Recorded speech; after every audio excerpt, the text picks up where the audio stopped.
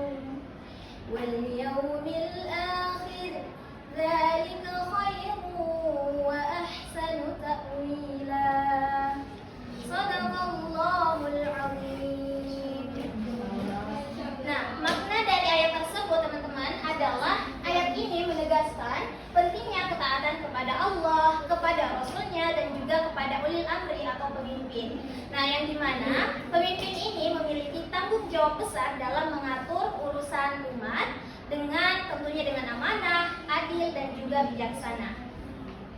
Nah, kenapa? Karena seorang pemimpin atau kepemimpinan yang baik tentunya akan membawa kita dalam kebaikan dan juga kemajuan, baik itu di dunia maupun di akhirat. Jadi kesimpulan dari makna ayat Quran Surah An-Nisa ayat 59 ini adalah ayat ini menjelaskan bahwasanya kita itu diperintahkan untuk menaati Allah, menaati Rasulnya, dan juga menaati para ulil amri atau para pemegang kekuasaan yang biasa kita sebut sebagai pemimpin yang berada di sekitar kita. Nah, ayat ini juga mengingatkan bahwasanya pemimpin itu harus amanah, kemudian harus adil, dan juga harus bertanggung jawab. Selanjutnya kita masuk pada poin kepemimpinan sebagai pilar pengelolaan sumber daya manusia.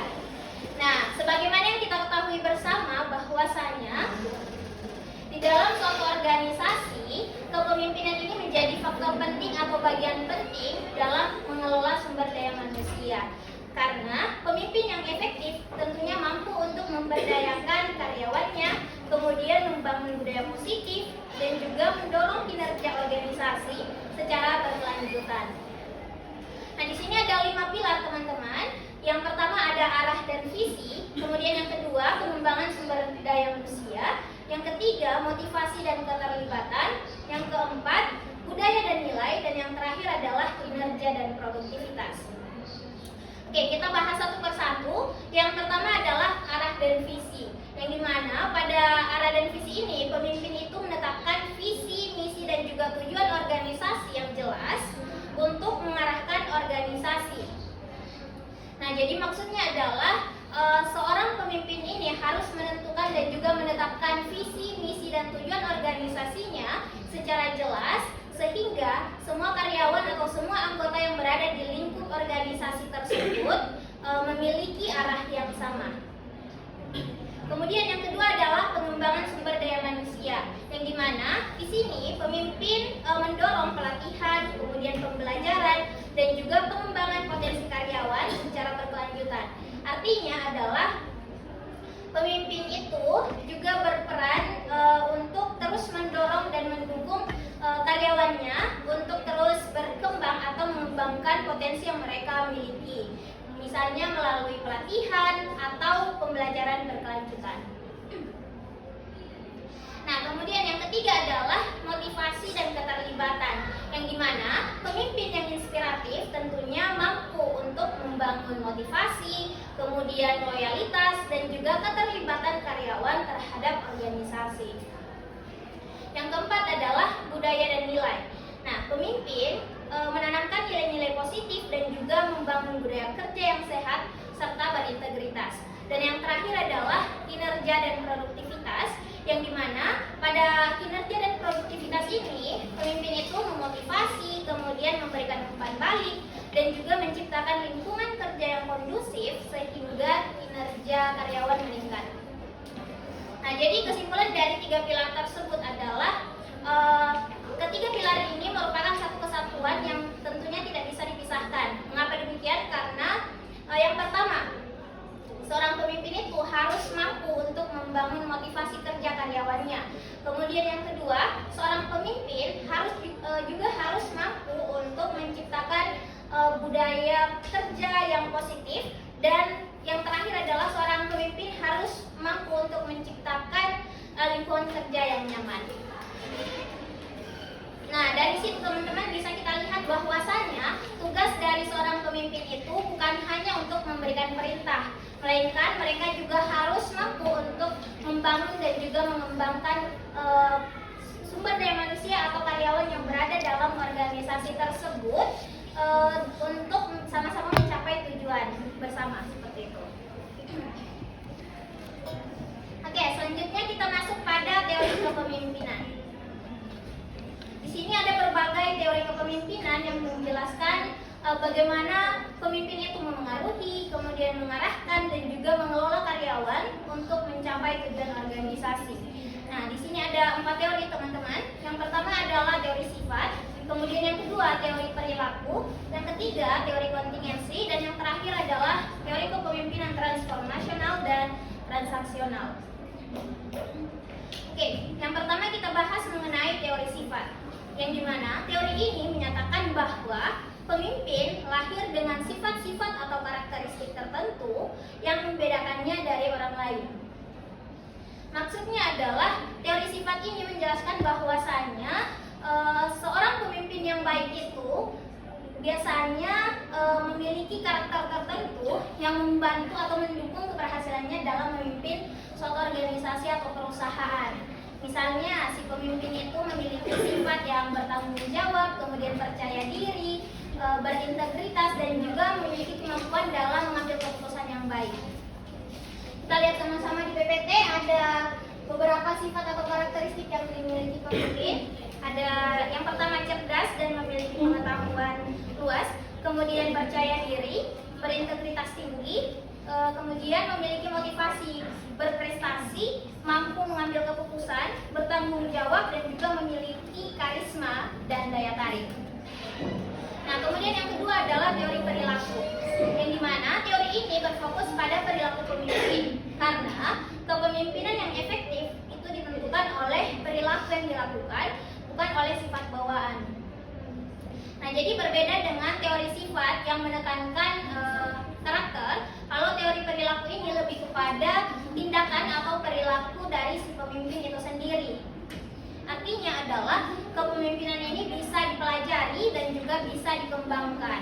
Karena seorang pemimpin itu tugasnya bukan hanya untuk menyelesaikan tugas atau mencapai target, melainkan dia juga harus mampu untuk membangun hubungan yang baik, kemudian mendengarkan anggota atau karyawannya, dan juga dan juga harus mampu untuk menciptakan lingkungan kerja yang nyaman dan sehat. Nah, di sini ada dua dimensi utama perilaku kepemimpinan. Yang pertama adalah berorientasi tugas, di mana pemimpin ini fokus pada perencanaan, penetapan tujuan, pengorganisasian, dan juga pengawasan tugas. Kemudian dimensi yang kedua adalah berorientasi pada hubungan, yang dimana pemimpin ini fokus pada hubungan interpersonal, kemudian motivasi, komunikasi, dan juga dukungan kepada karyawan. Nah, implikasinya adalah pemimpin ini dapat dipelajari dan dikembangkan melalui pelatihan untuk memperkuat perilaku yang efektif. Kemudian yang ketiga adalah teori kontingensi. Nah, teori ini menyatakan bahwa tidak ada satu gaya kepemimpinan yang paling efektif untuk semua situasi. Karena efektivitas kepemimpinan itu tergantung pada kecocokan antara gaya pemimpin dan juga situasi yang dihadapi. Jadi misalnya ada satu tim, misalnya pemimpin ini mengelola dua tim, terus ada satu tim itu mengalami problem atau masalah. Nah, tentu pada saat itu atau pada situasi tersebut, si pemimpin ini perlu untuk bersikap lebih tegas. Sedangkan kalau satu tim ini sudah mengerjakan tugasnya dengan baik dan juga mandiri, nah tentu di sini pemimpin harus lebih memberikan kepercayaan yang lebih besar kepada anggota tim tersebut. Jadi gaya kepemimpinannya itu tidak boleh disamakan antar situasi yang berbeda. Nah, di sini ada faktor situasional yang memengaruhi. Yang pertama adalah karakteristik karyawan, yaitu kemampuan, kemudian pengalaman, dan juga motivasi. Kemudian yang kedua adalah karakteristik tugas, meliputi struktur, kompleksitas, dan juga tujuan. Kemudian yang ketiga adalah karakteristik organisasi, meliputi budaya, kebijakan, dan juga sistem. Dan yang terakhir adalah lingkungan eksternal, meliputi kompetisi, kemudian perubahan, dan juga teknologi. Nah, implikasinya adalah pemimpin ini perlu lebih fleksibel menyesuaikan gaya kepemimpinan dengan kondisi dan juga kebutuhan. Oke, selanjutnya ada teori kepemimpinan transformasional dan juga transaksional. Nah, yang pertama adalah transformasional, yang dimana kepemimpinan transformasional ini merupakan pemimpin menginspirasi dan juga memotivasi karyawan untuk melampaui kepentingan pribadi demi mencapai visi dan juga perubahan jangka panjang. Jadi maksudnya adalah kalau kepemimpinan transformasional itu berfokus pada bagaimana seorang pemimpin itu bisa memberikan inspirasi, kemudian motivasi, dan juga mendorong karyawannya untuk terus mengembangkan potensi yang mereka punya dan juga mencapai tujuan bersama. Sedangkan kalau kepemimpinan transaksional itu, pemimpin memotivasi karyawan melalui sistem imbalan dan juga hukuman berdasarkan kinerja atau pencapaian target tertentu. Nah, jadi kalau transaksional itu lebih kepada pencapaian target, teman-teman. Misalnya melalui aturan yang jelas, kemudian pemberian reward atau penghargaan kepada karyawan yang berprestasi. Kemudian yang ketiga adalah melakukan evaluasi apabila target tersebut belum tercapai. Nah, di sini ada ciri-ciri dari kepemimpinan transformasional dan transaksional. Kita mulai dari ciri-ciri kepemimpinan transformasional. Yang pertama adalah memiliki visi yang jelas. Kemudian yang kedua, menginspirasi dan memotivasi. Yang ketiga, mendorong inovasi dan perubahan. Yang keempat adalah memperhatikan perkembangan individu. Dan yang terakhir adalah membangun komitmen jangka panjang. Jadi dia fokusnya adalah pada potensi dan juga pengembangan jangka panjang. Sedangkan ciri-ciri dari kepemimpinan transaksional itu lebih kepada yang pertama, fokus pada target dan hasil. Kemudian yang kedua, memberi imbalan atas pencapaian. Yang ketiga, memberi hukuman atas ketidakpatuhan. Yang keempat adalah hubungan bersifat formal. Dan yang terakhir, bersifat jangka pendek. Jadi kalau transaksional itu fokusnya lebih kepada hasil dan juga kepatuhan jangka pendek.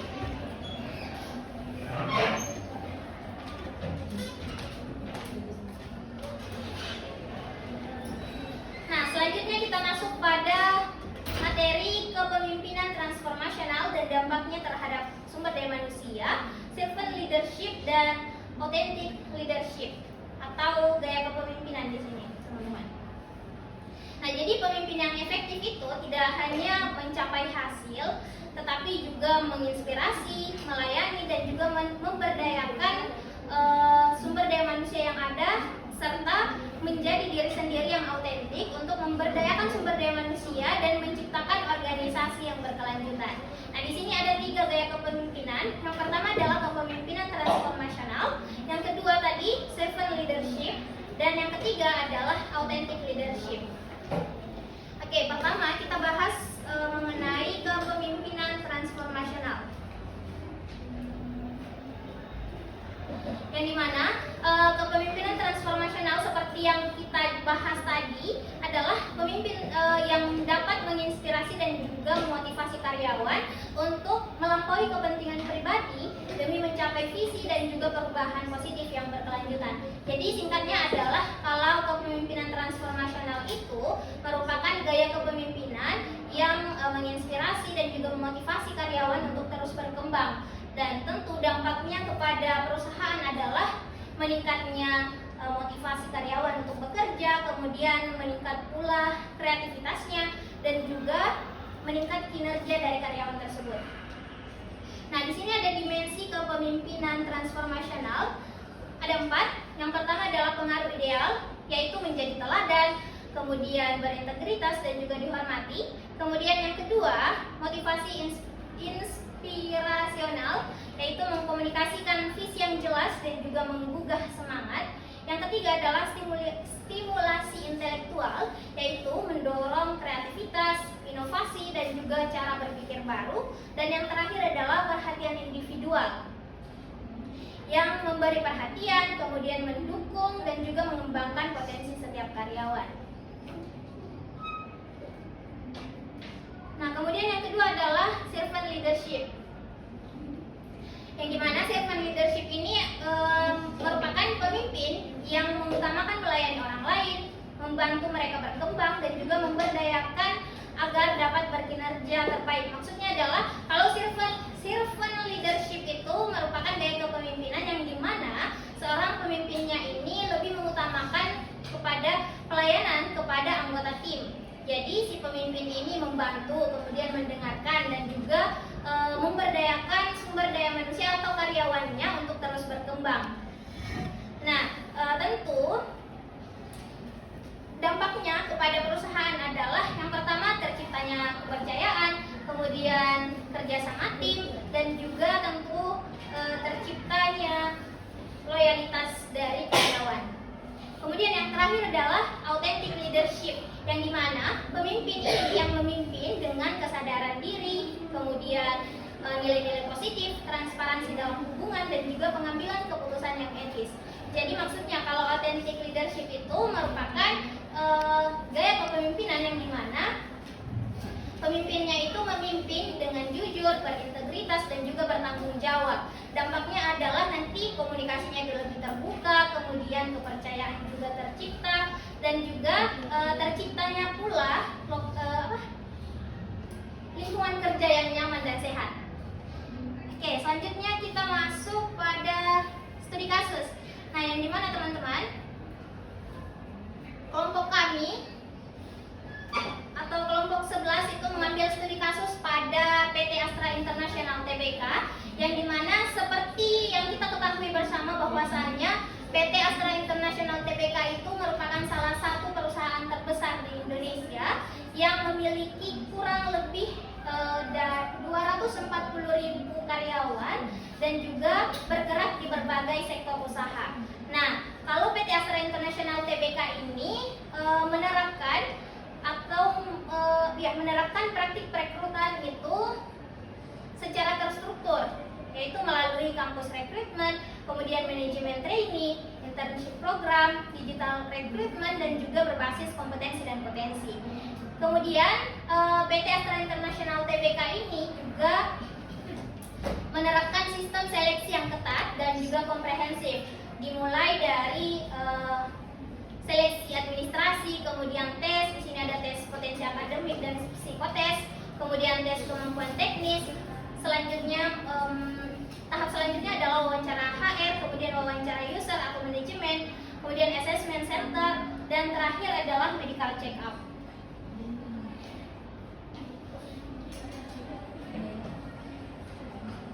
Nah, jadi teman-teman setelah melalui